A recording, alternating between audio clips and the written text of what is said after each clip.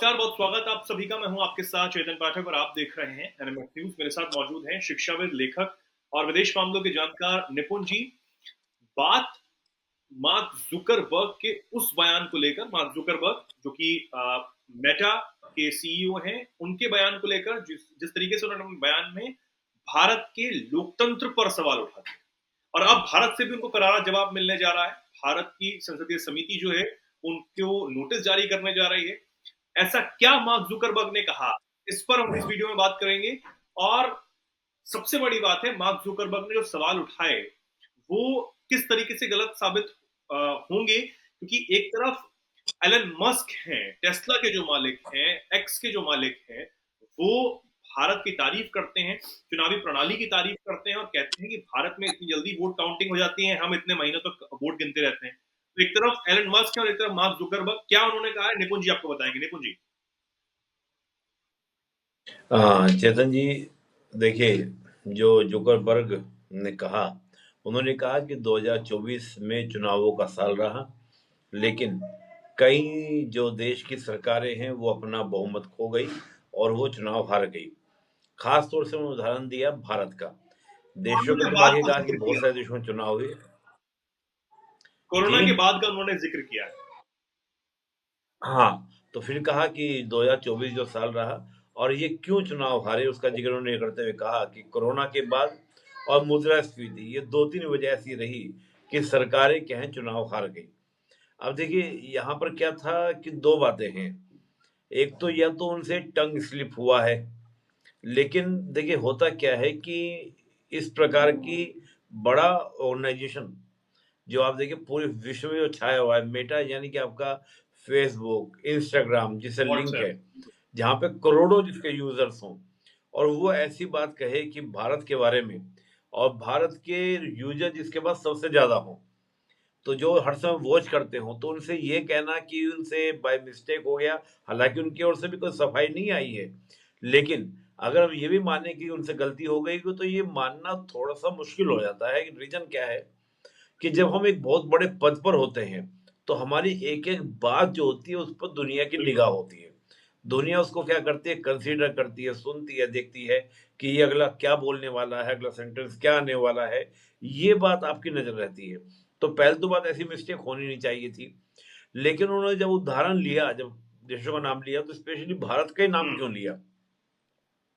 वो ये कहता है कि बहुत सारे देशों की हुई है, तो ऐसे जिक्र करके भारत का नाम कई देशों के साथ आता, तो बात समझ में आती है कि चलो ठीक है, एक टंग स्लिप हुआ, तमाम तरह की चीज हुई, लेकिन उदाहरण केवल भारत का दिया गया। तो उसका मैसेज यही क्लियर है कि उनसे ये जानबूझकर ही, मतलब एक गलती नहीं है, कोई ना कोई प्लानिंग के तहत, योजना के तहत उनके द्वारा ये किया गया। अब बात ये उठती है कि ऐसा क्यों किया गया, क्या कारण है ऐसा करने का? देखिए, मैं इसके पीछे दो सोच कर देखता हूँ। एक सोच तो ये होती है कि अक्सर क्या होता है कि कोई भी देश, जैसे अमेरिका है, अमेरिका क्या करता है कि जब भी किसी देश में कूप कराना होता है, तख्ता पलट कराना होता है, सरकार बदलनी होती है, तो सबसे पहले वो क्या करता है कि एक ह्यूमर फैलाना शुरू करता है। ह्यूमर क्या फैलाना शुरू करेगा? अब देखिए, अमेरिका की सॉफ्ट पावर तो बड़ी जबरदस्त है। ये ह्यूमर वो बहुत अच्छे फैला भी लेते हैं, क्योंकि उनका मीडिया बड़ा अच्छा उनके पास में कंट्रोल में है। भाई आप सोचिए, सोशल मीडिया पे किसका कंट्रोल है?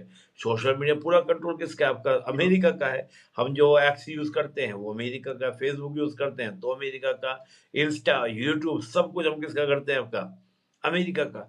तो इसके थ्रू ये अपना सॉफ्ट पावर, यानी कि जो चाहे दिखाना वो दिखा सकते हैं, एडवर्टीज वगैरह वगैरह सब कुछ कर कर। दूसरा आप देखिए कि जो इनका इलेक्ट्रॉनिक मीडिया है, टीवी वगैरह है, वो भी काफ़ी रीच है। इनका अखबार वगैरह है, न्यूज़पेपर, वो भी उसकी भी काफ़ी रीच है। और लोग उसको मानते भी कि हाँ, अमेरिका में छपा, अमेरिका में छपा है, न्यूयॉर्क टाइम्स में छपा। आप तो जानते हैं कि हमारी पॉलिटिक्स तक में उनके आर्टिकल को लेकर बहुत बड़ी बात हो जाती है कि देखो, न्यूयॉर्क टाइम्स ने छाप दिया, उसको सर्टिफिकेट मान बिल्कुल। लेते हैं हमारे जैसे देश में। तो और देशों की तो बात छोड़ दीजिए।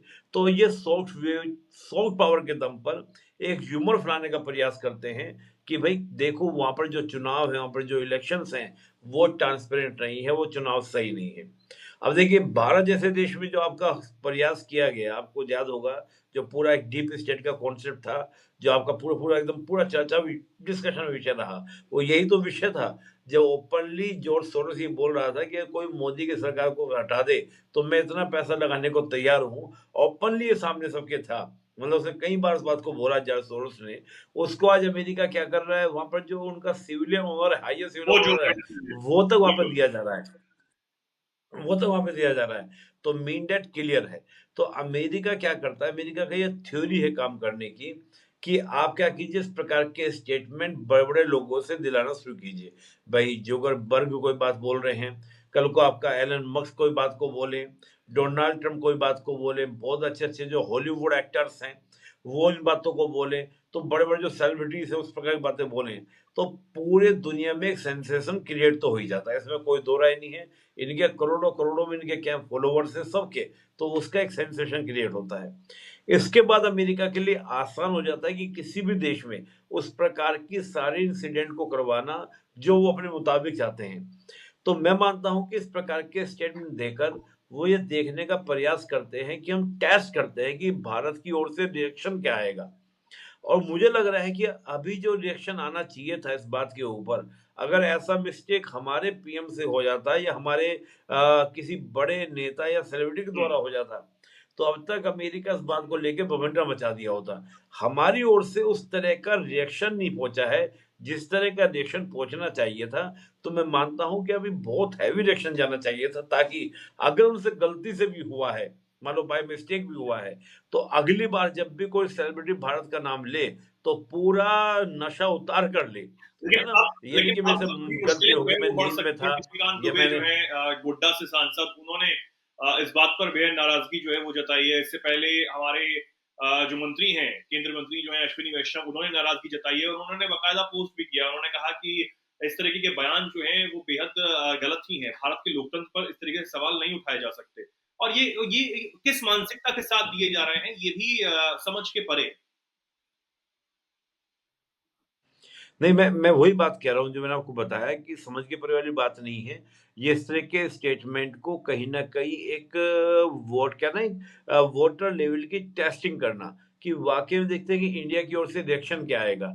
कल को अगर हम इंडिया के अगेंस्ट इस प्रकार का अगर कुछ हम करने का प्रयास करेंगे, तो भारत की ओर से रिएक्शन क्या आने की होप है? अभी तो हम ये कह देंगे ज़्यादा रिएक्शन आया, तो हमारी टंग स्लिप हो गई थी, गलती हो गई थी, और वो तो कोई अधिकारी थोड़ी ना है, गवर्नमेंट थोड़ी ना है।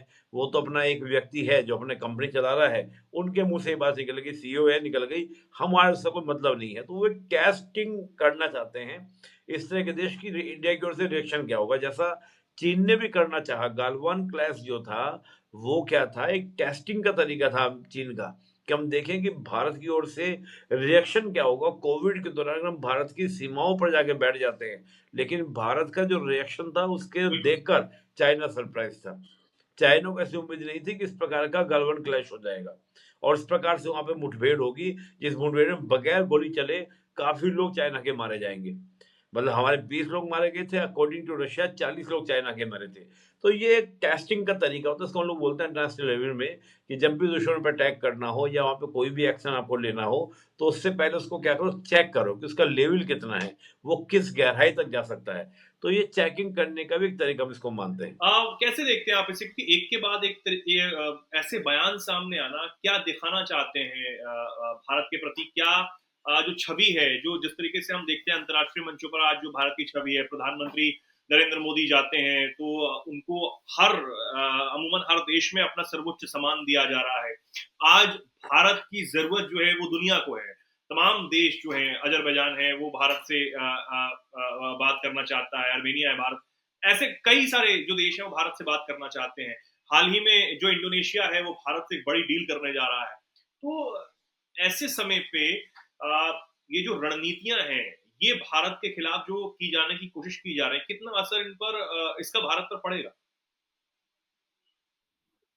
देखिए, कोई मैं ऐसा नहीं मानता। देखिए, होता क्या है ना, हमारे यहाँ एक रामचरितमानस में कहा गया है कि जब भी हम कोई अच्छा काम करना चाहते हैं, तो कोई अच्छे काम की गारंटी यही शो मतलब वो अच्छा काम है कि उसमें विघ्न पड़े। विघ्न पड़ने की तरफ इसको देखेंगे आप। और देखिए, कोई भी देश है, बहुत सारी चीज़ें होती हैं। आप सोचिए कि नेशनलिज़्म हमारे यहाँ पर जैसे पाकिस्तान है। कल को जिस प्रकार से बेटा हम आगे बढ़ रहे हैं चेतन जी, तो क्या पाकिस्तानियों को ये बात हज़म होती होगी? चीनी जो ये मानते हैं कि हमारी सिविलाइजेशन ज़्यादा बेटर है अकॉर्डिंग टू इंडियन सिविलाइजेशन, ये सिविलाइजेशन के क्लास हैं।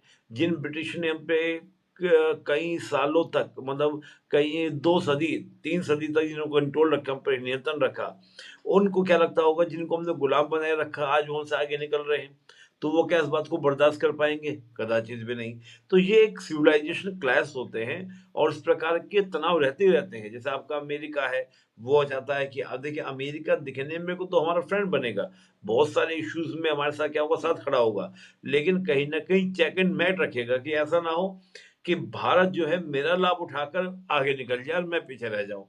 तो ये चलेगा, मतलब इसको आप ऐसे मत देखिए, ये अंतर्राष्ट्रीय राजनीति में चलता ही चलता है। कोई भी, जैसे आप अपने व्यक्तिगत जीवन में देखते हैं कि हर कोई आपको आगे बढ़ते हुए देखता खुश नहीं होता। तो बहुत ही कम लोग होंगे जो आपको कहेंगे वाह चेतन जी आप तो कमाल कर रहे हैं और बिल्कुल। दिल से कर